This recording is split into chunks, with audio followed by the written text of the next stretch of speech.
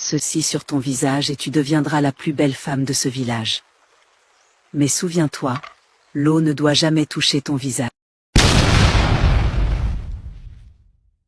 Dans un village paisible appelé Zangora, entouré de routes de terre rouge et de hauts palmiers agités par le vent, vivait une femme nommée Maria. Tout le monde à Zangora la connaissait, non pas parce qu'elle était importante, non pas parce qu'elle était riche, mais parce qu'elle était non désirée. Maria avait 30 ans. Elle n'était ni mariée ni mère. Dans un village où les filles se mariaient dès 16 ans et devenaient mères avant 20 ans, son âge à lui seul était déjà un crime. Mais l'âge n'était pas son seul problème.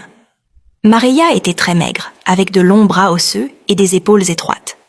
Ses jambes étaient fines comme des bâtons secs. Son visage était anguleux, ses pommettes trop saillantes, ses yeux enfoncés par des années de fatigue et d'inquiétude. Sa peau était rugueuse, fissurée par le soleil et les difficultés de la vie. On murmurait même que le savon évitait son visage. Les femmes se moquaient d'elle derrière son dos. Les hommes, eux, ne prenaient même pas la peine de cacher leur dégoût. Chaque fois que Maria passait près d'un groupe d'hommes, ils se taisaient soudain, puis éclataient de rire dès qu'elle s'éloignait. « Qui pourrait épouser celle-là » disait l'un. « Même un fou la rejetterait » répondait un autre. Certains enfants la pointaient du doigt en courant, en criant « Tanti, poisson-bombe !» Maria avait pourtant tout. Elle avait toujours tout.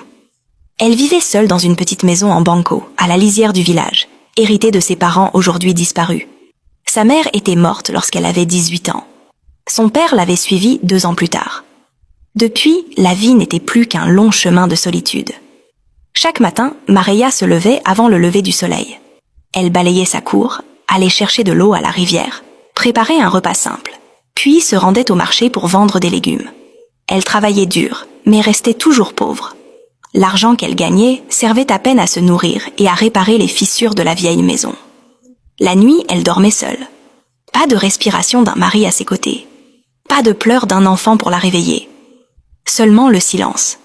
Parfois, allongée sur sa natte, elle fixait le toit et se demandait quel crime elle avait commis dans une vie passée pour mériter une telle punition. Elle priait, elle jeûnait, elle pleurait. Mais rien ne changeait. À Zangora, une femme sans mari était considérée comme incomplète. Pendant les fêtes, les femmes mariées s'asseyaient ensemble, riaient, parlaient de leurs enfants et de leurs maris. Maria s'asseyait toujours seule. Personne ne l'invitait dans leur cercle. Quand un enfant tombait malade, les femmes se rassemblaient pour prier. Maria priait aussi, mais à distance, comme si sa présence pouvait contaminer la prière. Lors des mariages, elle aidait à cuisiner et à laver les assiettes. On la remerciait, mais sans jamais vraiment la regarder. Elle avait appris à sourire sans être heureuse, à avaler les insultes, à faire semblant de ne pas souffrir. Mais au fond d'elle, son cœur se brisait chaque jour. Plus que tout, Maria voulait être aimée. Elle voulait être choisie. Juste une fois. Un après-midi, alors qu'elle rentrait du marché avec son panier à moitié vide, elle remarqua un homme marchant à ses côtés. Il était grand, bien bâti, avec un sourire confiant. Ses vêtements étaient arton propres, et il sentait le savon cher. Il la salua poliment. Maria fut choquée. Les hommes la saluaient rarement, encore moins marchaient à ses côtés. Elle répondit timidement. Ils marchèrent un moment en silence, puis l'homme parla à nouveau. Il s'appelait Kalem. Maria hocha la tête, le cœur battant. Les jours suivants, Kalem commença à lui rendre visite. Il venait le soir, s'asseyait sur un petit tabouret devant sa maison et lui parlait. Aucun homme n'avait jamais fait cela pour elle. Il lui disait qu'elle était gentille, travailleuse. Il parlait même de sa beauté intérieure. Ces mots suffisaient à la faire se sentir vivante à nouveau. Elle souriait plus, s'habillait mieux, espérait. Kalem gagna peu à peu sa confiance. Un jour, il lui prit la main. Maria se figea. Tout son corps trembla. « Je veux t'épouser » murmura-t-il. Les mots l'arrêtèrent net. Des larmes remplirent ses yeux. Elle tomba à genoux et remercia Dieu. Elle croyait que sa souffrance était enfin terminée. Marié avec toi! Tu pensais vraiment que j'allais épouser une femme aussi laide que toi? Mais je t'aime. Ceci sur ton visage et tu deviendras la plus belle femme de ce village. Mais souviens-toi, l'eau ne doit jamais toucher ton visage.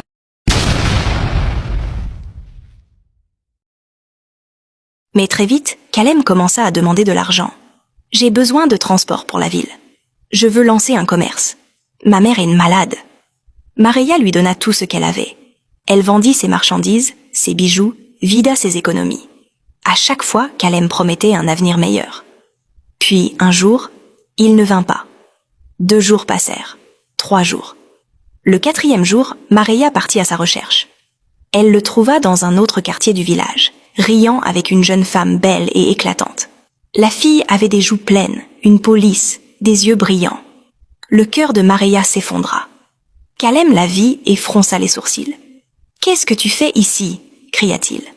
Mareya tremblait. « Kalem, tu avais dit... » Il éclata de rire. « Regarde-toi » cria-t-il. « Tu pensais vraiment que j'allais épouser quelqu'un comme toi ?» Les gens s'arrêtèrent pour regarder. « Tu es laide, sèche comme du bois de chauffage. Je suis restée uniquement pour ton argent. » La jeune femme éclata de rire. Kalem s'éloigna sans se retourner. Ce jour-là, quelque chose se brisa définitivement en Mareya. Elle marcha sans but jusqu'à la rivière du village. Elle s'assit sur une grande pierre et pleura. Pleura jusqu'à ce que ses yeux brûlent, jusqu'à ce que sa poitrine lui fasse mal. « Pourquoi m'as-tu fait ainsi ?» murmura-t-elle. Soudain, elle sentit une présence. Une vieille femme se tenait derrière elle. Courbée par l'âge, cheveux blancs comme du coton, regard perçant. « Pourquoi pleures-tu comme quelqu'un qui a perdu son destin ?» demanda-t-elle. La vieille femme sortit un petit bol en bois rempli d'une poudre sombre. « Applique ceci sur ton visage chaque jour, et tu deviendras la plus belle femme de ce village. Mais souviens-toi, l'eau ne doit jamais toucher ton visage. » Mareya resta assise près de la rivière, longtemps après la disparition de la vieille femme. La brise nocturne caressait sa peau, mais elle ne sentait pas le froid. Ses yeux étaient fixés sur le petit bol en bois posé dans ses mains. La poudre à l'intérieur était étrange, sombre, presque comme des cendres mélangées à de l'huile. Elle n'avait aucune odeur, pourtant elle semblait lourde, comme si elle portait quelque chose de plus qu'un simple remède. Son esprit était en désordre. La vieille femme était-elle réelle ? Était-ce un rêve ? Ou une illusion née de sa douleur ? Puis les mots de Kalem lui revinrent en mémoire. « Tu es laide. Je suis restée uniquement pour ton argent. » Sa poitrine se serra de nouveau. Elle referma ses doigts autour du bol. « Si c'est mon dernier espoir, » murmura-t-elle, « alors je l'accepte. »